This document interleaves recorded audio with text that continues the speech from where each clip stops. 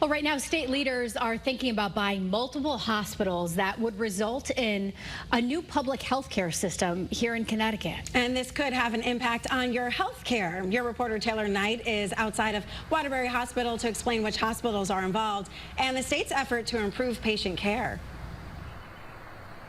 Caitlin Tracy, Waterbury Hospital is one of 3 hospitals that the state is considering buying. This sign behind me here, it says Waterbury Health right now, but it could soon say UConn Health. According to CT Insider, though, this hospital alone could cost the state $500 million.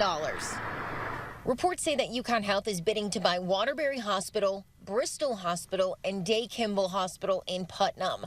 Waterbury Hospital is one of 3 owned by the now bankrupt Prospect Medical Holdings. CT Insider is reporting that the Waterbury Hospital sale could cost the state between $400 and $500 million. No formal bid for Waterbury Hospital has been filed in Prospect's bankruptcy court dockets as of right now, but lawmakers are hopeful.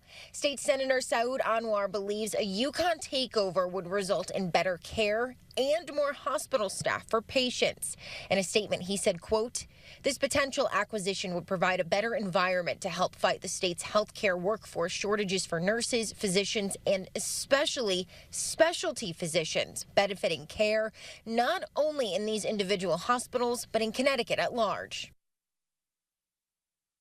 Channel 3 is working to get more information from UConn Health about this potential sale. Once we hear back from them, we will bring you that information on air and online at WFSB.com. Your reporter live in Waterbury, Taylor Knight, Channel 3 Eyewitness News.